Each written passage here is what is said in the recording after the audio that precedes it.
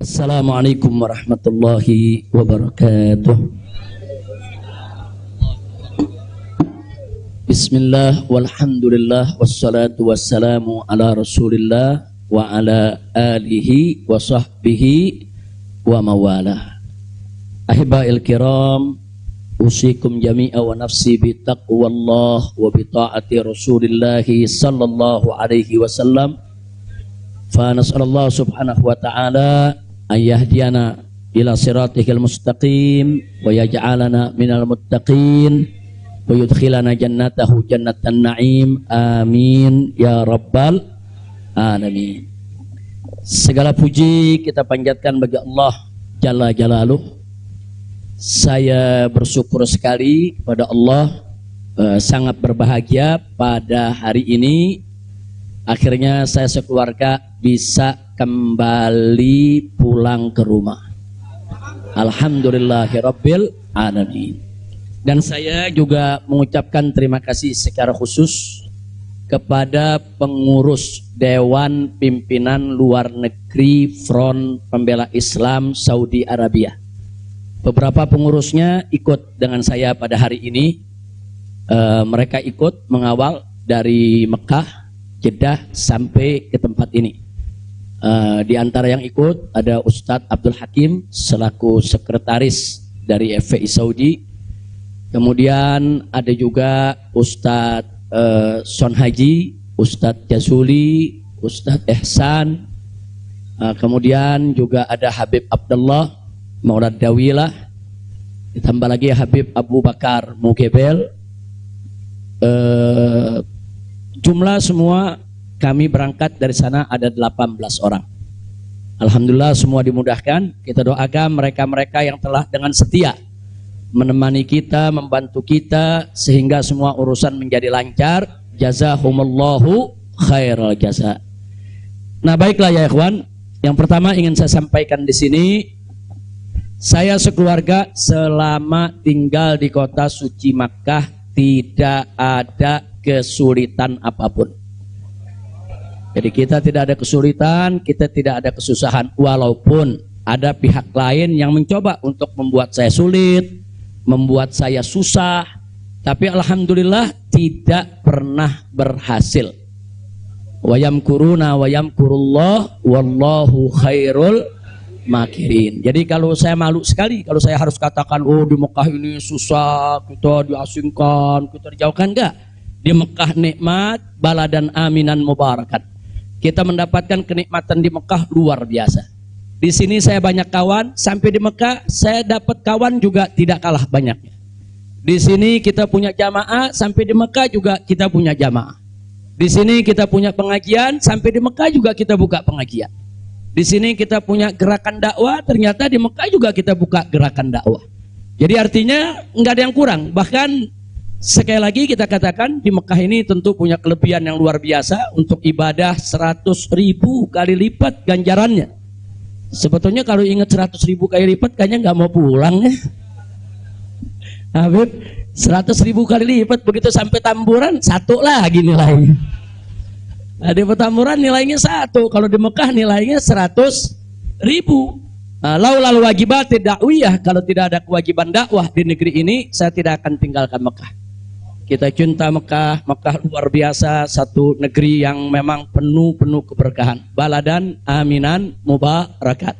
Jadi sekali lagi, selama kita di Mekah, alhamdulillah. Kalaupun ada sedikit tantangan-tantangan, sedikit kesulitan-kesulitan, tapi semua itu bisa atasi dengan mudah ya ikhwan. Nah baiklah. Kemudian yang perlu saya sampaikan juga ya ikhwan, di tempat ini kenapa muncul aneka ragam isyaat, yaitu isu-isu gosip, rumor dan lain sebagainya. Katanya saya mau ditangkap lah, mau dideportasi lah, kemudian juga overstay lah dan seterusnya. Jadi yang ingin saya sampaikan di sini, ya saya memang overstay pada awalnya. Jadi sebulan sebelum visa saya habis, saya waktu itu mendapat pencekalan, tidak boleh pulang. Nah, tapi pencekalan tersebut bukan karena melanggar aturan, bukan. Bukan karena melanggar ketentuan keimigrasian, bukan. Jadi kalau ada mengatakan karena ada pelanggaran, ada pidana, bohong. Saudara, itu hoax, bahkan itu fitnah. Jadi saya dicekal li asbabin amniyah. Itu ditulis dalam surat cekalnya. Li asbabin amniyah, karena alasan keamanan. Nah, biasanya kalau alasannya melanggar di situ ditulis mukhalafatun nizam atau at-takhalluf anin nizam. Nah, itu namanya melanggar aturan. Enggak ada.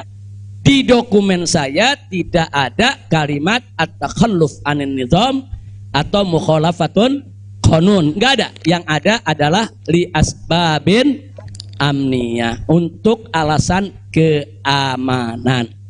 Nah, tentunya saya tidak diam. Saya terus melakukan lobby dengan pemerintah Saudi, dengan otoritas Saudi. Ini asbabun amniyah yang bagaimana maksudnya, kemudian kenapa saya tidak bisa keluar dan seterusnya. Ini terjadi pembicaraan yang cukup panjang ya ikhwan.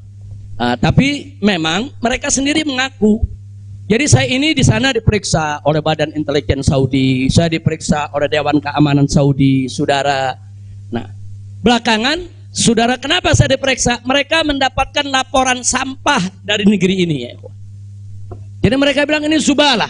Nahnu nahsul alal maklumat kadzibah.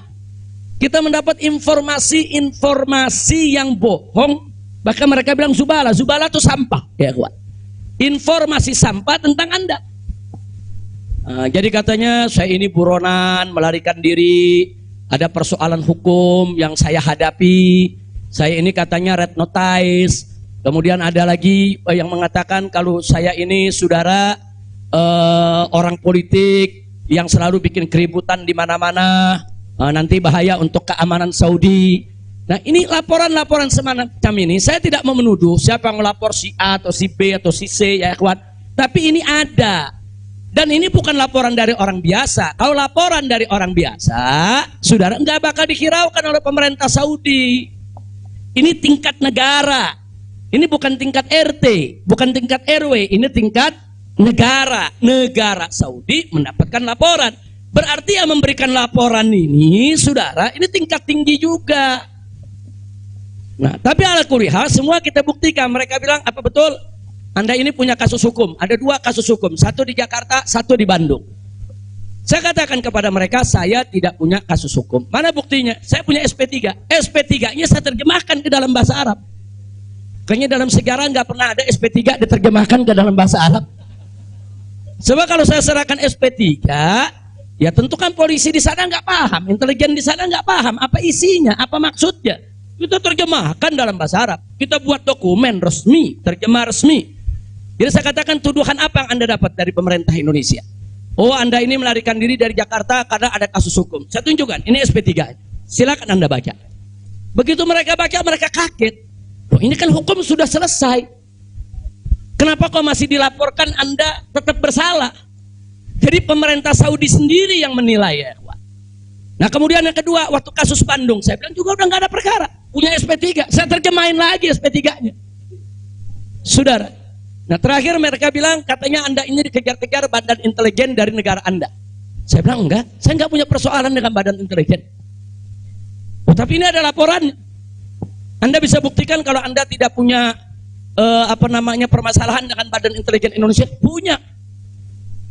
Loh, apa buktinya? Saya punya dokumen perjanjian antara saya dengan badan intelijen negara Indonesia. Saya terjemahkan lagi dalam bahasa Arab. Resmi di situ, saudara. Dan dokumen ini kan belum saya buka ke masyarakat ya ikhwan. Saya pikir nggak ada perlunya saya buka ya ikhwan, kecuali kalau darurat saya tunjukkan. Mereka kaget loh. Anda punya perjanjian begini bagus dengan negara, Anda tidak punya masalah. Kok dilaporkan macam-macam? Nah, ini yang jadi persoalan ya ikhwan. Ala kulihal, singkat cerita, kalau saya cerita terlalu panjang, saudara, akhirnya pemerintah Saudi ini, otoritas yang berwenang di bidang ini, mereka justru akhirnya minta maaf.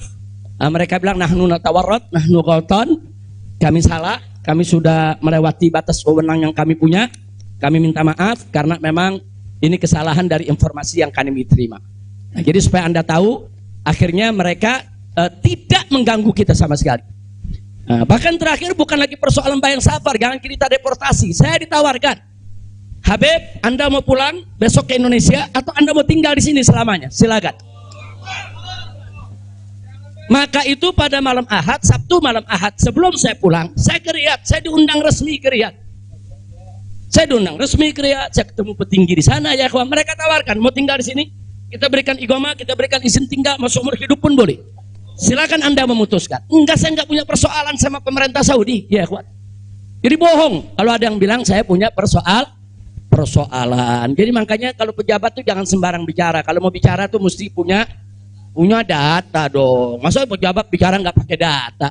Kalau nggak pakai data, pedagang kopi di warung-warung, ya kan dagang kopi di warung nggak pakai data. Ada kopinya seduh, pakai gula, selesai kasih. Kira-kira jelas gak? Ini kalau pejabat tingkat negara harus punya data, ya kawan, nggak sembarangan. Tapi baiklah, kita bagian akhir. Jadi begitu mereka sudah tahu itu semua, semula saya mau dibikinkan bayan safar. Bayan safar itu exit permit, saudara. Nah, bayan safar itu ada dua. Ada izin keluar Saudi, saudara, karena orang melakukan pelanggaran. TKI yang melarikan diri dari majikan, atau umpamanya ada tenaga kerja yang melakukan pelanggaran pidana, mencuri, berkelahi, atau membunuh saudara. Nah, mereka ini kalau diusir dari Saudi itu namanya deportasi dengan bayan safar. Tapi ada juga jenis bayan safar lain. Nah, seperti apa? Seperti orang yang mendapat suaka politik, itu kan perlindungan. Atau seperti orang yang dicekal politik, seperti yang saya alami, itu bukan pidana. Atau seperti mereka yang kehilangan warga negara, seperti orang-orang Rohingya yang tinggal di Mekah, itu mereka nggak punya warga negara, saudara. Tapi kalau suatu ketika mereka mau pulang ke negerinya, diberikan bayan safar kalau mereka mau pulang. Nah, kalau mereka nggak mau pulang, mereka dijamin silakan tinggal di Saudi Arabia. Nah, jadi ini namanya bayan safar. Tapi ternyata terakhir karena mereka menyadari saya tidak bersalah, ini yang menarik ya. Mereka sendiri yang mengatakan, ya Syekh, Anda tidak layak untuk dapat bayan safar. Karena kalau Anda dapat bayan safar, nanti catatan overstay-nya itu nggak hilang. Nah, jadi dalam dokumen keimigrasian kan ada overstay, itu nggak hilang. Nah, walaupun Anda tidak dicegah, tapi catatan itu kan jadi buruk. Anda nggak pantas untuk mendapat catatan buruk karena Anda tidak bersalah. Jadi saya tanya, lalu apa mau diberikan? Jadi dibatalkan itu bayan safar. Lalu apa mau diberikan? Kami perpanjang visa Anda. Jadi selama 2 tahun lebih, 3 tahun setengah itu ya kawan, seolah-olah saya punya visa umurnya 3 tahun setengah. Tidak ada overstay ya kawan. Nah, cuman pada saat mereka tanya, mau diperpanjangnya sampai kapan ya Syekh? Dia tanya, saya mau sebulan, mau 2 bulan lagi. Saya katakan enggak, saya mau pulang tanggal 9 insya Allah. Jadi cukup bayan safar, bukan bayan safar, tamdidnya cukup sampai tanggal 11 ya kawan. Nah, cukup tanggal 11, tanggal 9 insya Allah saya pulang. Nah, jadi ini yang perlu saya sampaikan sekaligus klarifikasi, bohong. Kalau ada mengatakan saya melanggar aturan di sana, saya dicari, saya mau dipenjara, bohong. Nah, dan saya sesalkan kalau kalimat-kalimat semacam itu keluar dari mulut pejabat ya kawan. Kira-kira jelas tidak? Paham semua? Baik. Nah, ternyata upaya mereka menggagalkan saya pulang, saudara, nggak berhenti sampai di situ. Nah, ada yang menarik, saudara. Saya sudah beli tiket, sudah pesan penerbangan tanggal 9. Tiba-tiba dari Indonesia ini ada yang membuat email atas nama saya. Namanya Habib Muhammad Rizik Syihab. Saudara, pakai foto saya. Email ini dikirim ke travel tempat saya memesan tiket. Nah, apa isi pesannya? Bahwa kami tidak jadi berangkat, mohon dibatalkan. Kami punya jadwal. Jadi ada upaya begitu. Ini bukan. Jadi ada yang bilang, ini kan cuma pura-pura jadi korban. Ini pura-pura playing victim. Enggak, memang benar mau dibatalkan ya, kawan. Tapi ala kulihat travelnya telepon langsung ke kita, apa betul Anda ingin membatalkan? Kita bilang enggak, ini ada email dari nama Anda. Saya katakan itu email palsu. Nah, ala kulihat tidak dibatalkan. Tapi nggak puas sampai di situ, ya ikhwan. Malam Ahad kemarin, malam Ahad yang lalu, pada saat saya ke Riyadh, ada gerakan lagi. Mereka membuat email atas nama travel. Travel tempat saya beli tiket. Nah, travel ini kan ngambil tiketnya ke bagian marketing Saudi ya ikhwan. Ternyata kursi Saudi itu sudah diborong oleh marketing di Turki, di Istanbul. Jadi dibuatlah email atas nama travel, dikirim ke Istanbul. Minta supaya jadwal saya, istri dan 2 putri saya dibatalkan. Dan dibatalkan. Nah, jadi malam-malam Ahad itu sudah batal. Saya punya jadwal ya ikhwan. Tapi saya katakan kepada teman-teman pengurus FPI di Mekah, jangan diumumkan. Diam, kalau diumumkan ini nanti, kalau ini diumumkan ya ikhwan, padahal kita kan masih punya peluang untuk melawan itu. Kita masih punya peluang. Untuk memperbaharui, kita masih punya peluang untuk beli tiket lain. Maka itu kita diam, tidak kita umumkan. Kalau yang pertama kita umumkan, pembatalan yang pertama itu kita umumkan. Yang kedua tidak kita umumkan. Nah, tujuan saya kedua untuk tidak diumumkan apa? Supaya musuh-musuh, penjahat-penjahat, bajingan-bajingan yang membuat itu sudah merasa menang ya ikhwan. Dia kan merasa menang, ketawa-ketawa. Udah batal lo. Besok kalau lo ke airport, begitu masuk ke counter, nama sudah tidak ada. Biarin aja dia senang ya kawan. Nggak apa-apa, biar dia senang. Jadi sengaja kita biarkan. Nah, kemudian kita hubungi travel yang ada, kita minta untuk ganti kode booking. Nah, ada tambahan biaya, kita tambah biaya. Tetap kita minta tanggal itu untuk kita dapat kursi. Dan kita dapat. Kita diam ya kawan. Kita nggak umumkan kalau kita punya tiket baru. Nah, ini kita tidak umumkan. Lancar semua. Tapi ternyata jebol juga informasi ke mereka kalau saya punya tiket baru ya kawan. Lalu apa yang terjadi? Pesawat berangkat jam 7. Dari jam 11 siang saya sudah kirim orang untuk check-in. Jam 2 kita sudah full semua, kita sudah dapat check-in. Barang sudah masuk. Tiba-tiba jam 4 sore di airport dapat panggilan, saya punya putri yang satu tiketnya batal. Ini permainan gila-gilaan ini ya kawan. Nah, kita tanya, kita konfirmasi ini bagaimana bisa batal ini? Ya alasannya katanya ada ATM palsu lah, ada orang mengaku bahwa ATM-nya dipakai lah, duitnya dicuri lah, dan lain sebagainya. Tapi tujuan dia, kalau saya punya putri itu batal, saya nggak bisa berangkat. Kenapa? Karena saya kafilnya. Nah, peraturan di Saudi nggak boleh kafil keluar.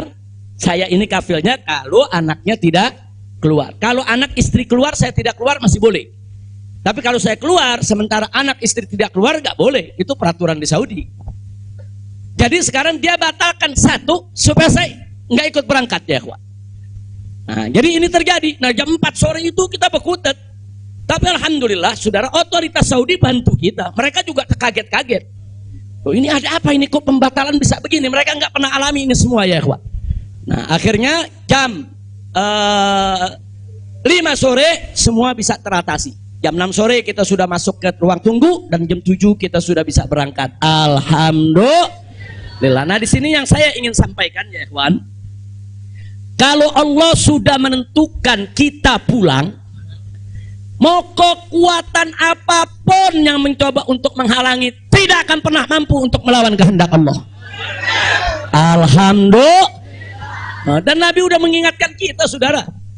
Sudah mengingatkan kita dari jauh-jauh hari, hatta manusia dan jin ini bersatu untuk memberikan manfaat kepada engkau, tidak akan pernah bisa kecuali manfaat yang sudah ditetapkan oleh Allah. Begitu juga saudara, manusia dan jin rame-rame bersatu untuk mencelakakanmu. Saudara, tidak akan pernah kamu bisa celaka kecuali sesuatu yang sudah ditetapkan oleh Allah. Maka itu saya mengajak semua di sini belajar dari ini semua. Saudara, dekatkan diri kepada Allah, tingkatkan tawakal kita, jangan takut dengan orang-orang yang ingin berbuat jahat kepada kita semua. Enggak usah khawatir. Wa yamkuruna wa yamkurullah wallahu khairul. Makin tancapkan dalam diri kita la haula wala quwwata illa billahil aliyil azim. Tancapkan itu ya kawan. Jangan pernah takut. Nah, buktinya akhirnya kita bisa pulang. Alhamdulillah. Hada min fadli rabbi liyabluwani ashkur am akfur ya kawan. Dan memang kemarin itu pada saat saya ke imigrasi Saudi, mereka juga bingung. karena ini bukan urusan imigrasi, tapi ini otoritas keamanan nasional Saudi. Mereka bilang nggak pernah ada orang pakai bisa ziarah orang asing, bisa hidup 3,5 tahun di Saudi tanpa denda, tanpa blacklist. Nah ini semua karunia dari Allah. Jadi tidak benar kalau kita di sana kesulitan, kesusahan, nggak. Kita di sana senang, kita di sana bahagia, bahkan sedih sekali kita tinggalkan Mekah kalau tidak ada kewajiban dakwah di sini. Sekali lagi saya katakan, saya tidak ingin meninggalkan Mekah. Di Mekah semua Allah ganti, lebih indah yang Allah ganti ya kawan. Saya di sana rezeki mengalir terus, makan, minum semua serba berkecukupan, dikit Allah tidak kurangi. Bahkan apa yang kita dapatkan di sana jauh lebih nikmat, lebih berkah ketimbang sebelum saya ke kota suci Makkah. Jadi sekali lagi, alhamdulillah kalau kita berjuang di jalan Allah, percayalah Allah tidak akan pernah meninggalkan kita. Enggak, Allah enggak bakal tinggalin kita ya kawan. Dimanapun kita berada, Allah enggak bakal tinggalkan kita. Kalau kita berjuang untuk Allah, intan surullah yansurkum. Jika kamu ya ayyuhalladzina amanu, hai orang-orang yang beriman, intan surullah, jika kamu memenangkan Allah, membela Allah, berjuang untuk Allah, yansurkum, niscaya pasti Allah akan memenangkan kamu sekalian. Jadi jangan takut. Allah dengan caranya Allah punya kemauan ya kawan. Allah akan selamatkan kita, Allah akan lindungi kita, Allah akan beri keberkahan kepada kita. Dan selama di Mekah, alhamdulillah, saya juga sudah menyelesaikan yaitu disertasi doktor saya sebanyak 1000 halaman ya kawan, dalam bahasa Arab. Alhamdulillah semua berkah. Dan saya punya putri juga yang tinggal di Mekah, akhirnya punya kesempatan menghafal Al-Quran. Akhirnya mereka sudah lebih dari 10 juz hafal Al-Quran. Ini semua yang di sini kita nggak dapat, di Mekah kita dapat. Alhamdulillah, setiap tahun kita bisa melaksanakan ibadah haji, setiap minggu kita bisa melaksanakan ibadah umroh, kita bisa iktikaf di masjid bebas. Saya bisa ke Madinah, ke Jeddah, ke Taif, ziarah kemana-mana tempat, tidak pernah dilarang oleh otoritas Saudi. Jadi sekali lagi saya tandaskan, kalau ada mengatakan di sana saya nih kriminal, melanggar hukum, berurusan dengan hukum Saudi, bohong. Nah begitu, sekali lagi lewat forum ini saya ingin sampaikan terima kasih kepada pemerintah Saudi. Saya sampaikan terima kasih kepada pemerintah Saudi dan apresiasi yang tinggi, di mana selama keberadaan saya 3,5 tahun di sana, mereka telah memperlakukan saya secara baik. Kemudian mereka telah memberikan segala kemudahan. Jazahumullahu khairal jaza. Ya kita yang baik kita apresiasi, yang tidak baik kita kritisi. Nah, jadi kalau ada mengatakan Habib kok terima kasihnya sama pemerintah Saudi aja, pemerintah Indonesia bagaimana? Ya baik dulu dong. Kalau baik nanti kita terima kasih. Kira-kira betul gak? Betul gak? Kalau pemerintah baik wajib gak terima kasih? Wajib, kita apresiasi. Kok Habib belum terima kasih? Ya belum baik. Tunggu baik dulu. Kalau baik kita terima kasih. Kayak kemarin Pak Mahfud mengumumkan yang mau jemput silakan. Nah baik gak tuh? Kita terima kasih. Terima kasih Pak Mahfud. Umat akhirnya diizinkan untuk menjemput. Alhamdulillah. Tapi pada saat Pak Mahfud bilang Habib Rizik ini deportasi kriminal, itu baik apa? Enggak terima kasih. Jadi kita objektif aja. Yang baik kita terima kasih, yang enggak baik kita luruskan. Insya Allah. Nah ini yang saya mau sampaikan semua. Jadi tenang-tenang saja, biarkan nanti beri kesempatan saya supaya istirahat dulu. Ya ikhwan, insya Allah nanti kita dakwah lagi, kita keliling lagi, bikin pengajian lagi. Mudah-mudahan Allah Subhanahu wa taala memudahkan segala urusan kita. Jadi di sini saya mau tandaskan sebelum saya akhiri, sekali lagi kita yang ada di sini, habaib ulama, sekali lagi kita bukan musuh pemerintah. Kita bukan musuh negara, kita bukan musuh tentara, kita bukan musuh polisi, kita musuh kezaliman, kita musuh kecurangan, kita musuh kemunafikan, kita musuh segala kejahatan. Betul? Betul? Nggak ada kompromi saudara. Melawan kezaliman, kemunafikan, kejahatan, tidak ada kompromi. Kalau ada mengatakan Habib Rizik, bisakah ke depan ini kita melakukan rekonsiliasi? Saya katakan sekali lagi, rekonsiliasi hanya bisa berdiri atas dasar niat dan tekad yang baik ya ikhwan. Tapi kalau rekonsiliasi berdiri atas dasar kecurangan, kezaliman, kejahatan, saudara, tidak mungkin. Tidak ada rekonsiliasi saudara. Tidak ada rekonsiliasi saudara kalau kezaliman dibiarkan. Kira-kira jelas tidak? Takbir. Nah, jadi selama pemerintah baik, kita akan apresiasi, kita akan terima kasih. Tapi kalau mereka membuat aturan-aturan yang merugikan rakyat, yang merusak agama, saudara, yang menghancurkan akhlak, wajib untuk kita lawan. Tidak boleh kita diam, ya ikhwan. Takbir, takbir. Siap revolusi akhlak? Sallu ala nabi. Itu yang saya mau sampaikan. Jadi sekali lagi, jadi jangan nanti dipelintir-pelintir. Kita ini musuh negara lah, musuh pemerintah lah, musuh menteri. Enggak ada. Loh, kita enggak bersaing untuk nyari jabatan kok, ya ikhwan. Enggak, kita enggak nyari jabatan. Kita bukan orang partai, kita bukan pejabat, kita bukan anggota DPR. Enggak, kita hanya menginginkan negara ini baik. Nah, ayo kita hijrah minad dzulumati ilan nur. Kita hijrah minal maksiyah ilat ta'ah. Kita hijrah minal khabith ilat thayyib. Kita hijrah dong minas sayyiat ilal hasanat. Kita hijrah, ya ikhwan. Nah, yang ada di sini pun juga wajib melakukan revolusi akhlak. Bagaimana revolusi akhlak? Kalau akhlak kita kemarin kurang baik, ayo kita perbaiki ke depan. Kalau akhlak kita kemarin alhamdulillah sudah baik, ayo kita tingkatkan lagi agar akhlak kita lebih baik. Insya Allah. Ini dengar kata revolusi, wah udah kalang kabut lagi, ya. Revolusi. Revolusi itu perubahan drastis. Revolusi itu maknanya perubahan drastis dan mendasar. Nah, jadi kalau perubahan drastis itu kemarin masih tukang bohong, hari ini langsung drastis, dia nggak mau bohong lagi. Nah, itu namanya revolusi. Tapi kalau kemarin tukang bohong, sekarang yang ngebohongnya dikurangin dikit-dikit, itu bukan revolusi. Nah, kalau ngebohongnya dikurangin dikit-dikit bukan revolusi. Itu langsung. Kemarin nggak sholat, saudara, mulai hari ini sholat dan seterusnya, itu namanya revolusi. Nah, kemarin suka ngebohong, nah, tahu-tahu sekarang tidak mau ngebohong lagi, itu revolusi. Kira-kira jelas gak? Jadi revolusi itu perubahan drastis dan mendasar. Jadi jangan pikir revolusi itu pakai senjata, bunuh-bunuhan, potong-potongan.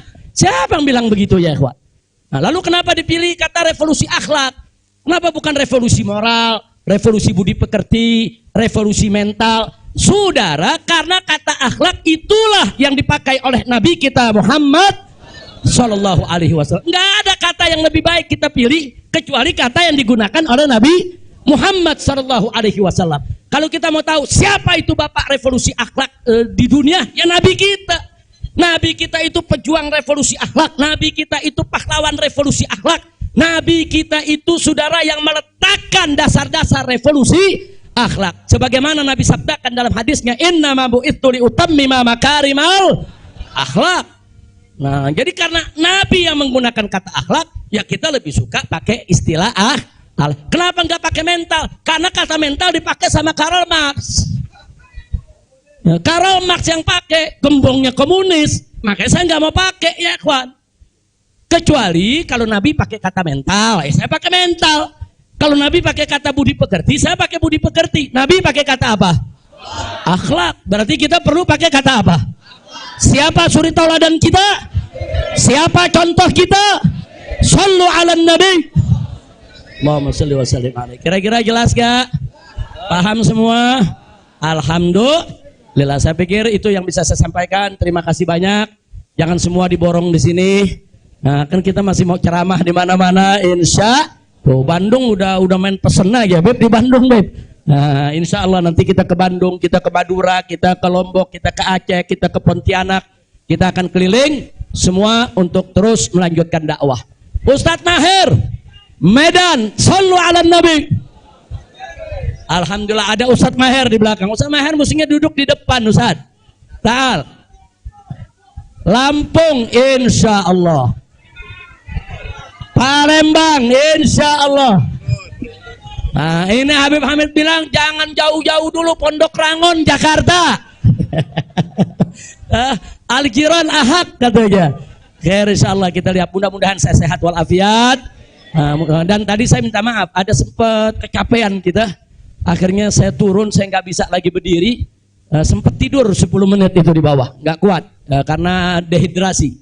Itu terlalu haus, terlalu capek, ya kawan. Tapi alhamdulillah setelah 10-15 menit kita bisa berdiri lagi. Alhamdulillah. Nah, itu saja yang bisa saya sampaikan. Jazakumullah khairal jaza. Sebagai penutup, saya mau tegaskan sekali lagi, jamaah tidak usah khawatir, saya tidak akan berubah dalam perjuangan. Nah, karena itu tolong doakan agar Allah berikan kekuatan istiqomah. Karena tanpa pertolongan Allah kita nggak bisa istiqomah. Tanpa pertolongan Allah nggak bisa. Kita tetap lurus di jalan Allah nggak bisa. Setiap orang bisa berubah setiap saat. Nah maka itu kita mesti berlindung kepada Allah supaya Allah lindungi kita, beri kekuatan istiqomah. Insya Allah saya dengan anak-anak saya nih, putra-putra menantu kita semua, insya Allah Allah berikan kekuatan istiqomah. Di sini ada Sayyid Alwi bin Smith, ada Sayyid Muhammad Hanif Al-Attas, ada Sayyid Muhammad bin Hussein Al-Attas. Nah insya Allah kami akan terus berusaha bagaimana kita tetap bersama umat. Kita tidak akan meninggalkan umat.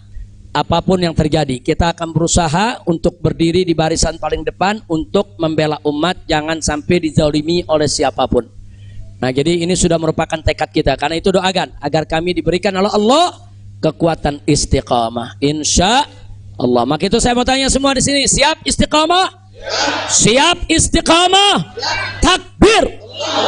Sallu ala Nabi. Nah pada akhirnya saya ingin sampaikan kepada semua yang ada di sini, kawan-kawan kami di Dewan Pimpinan Pusat Front Pembela Islam, yaitu Ketua Umum Kiai Haji Ahmad Sobri Lubis, begitu juga Wakil Ketua Umum Kiai Haji Ja'far Siddiq yang masih kurang sehat ya kawan. Begitu juga Sekretaris Umum yaitu Haji Munarman SH dan semua ketua-ketua yang ada, yaitu Kiai Haji Awid Masyhuri dan lain sebagainya. Saya tidak sebutkan satu persatu. Saya tahu betul dalam 2 minggu menjelang kepulangan saya ini, mereka ini banyak nggak tidur. Mereka ini perang opini, mereka melobi, mereka koordinasi.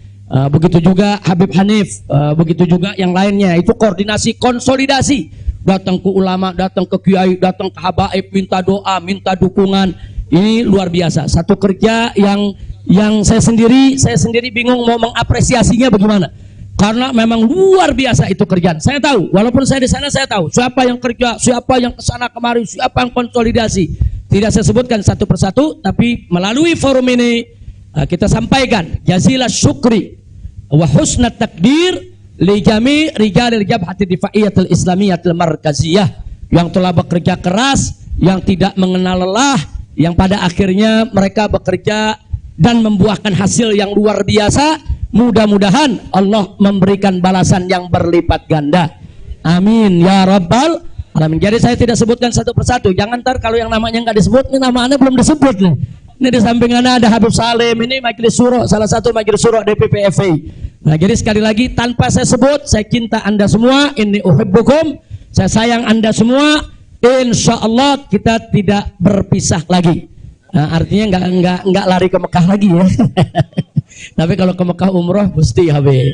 Nah, ke Mekah umroh, kemudian ziarah lagi ke Madinah, insya Allah. Nah, mudah-mudahan saya akan tetap berada di sini bersama anda semua, dan kita nggak usah khawatir dengan banyak isyaat begini, isyaat begitu. Kita tidak akan mudah menyerah.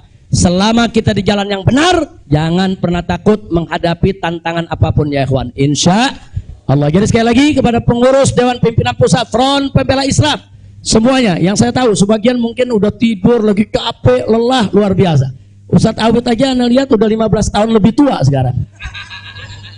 Gara-gara udah capek betul Ustadz ya. Tapi alhamdulillah tadi luar biasa, umat di bandara, di jalan sampai di sini luar biasa. Jutaan umat turun, itu menunjukkan mahabbah mereka, kemuakan mereka terhadap kemunafikan, kemuakan mereka terhadap kezaliman. Kemudian harapan mereka untuk umat Islam ini bisa bangkit. Mereka punya harapan supaya umat Islam ini bisa bersatu lagi. Mudah-mudahan harapan itu akan dipenuhi oleh Allah Subhanahu wa taala.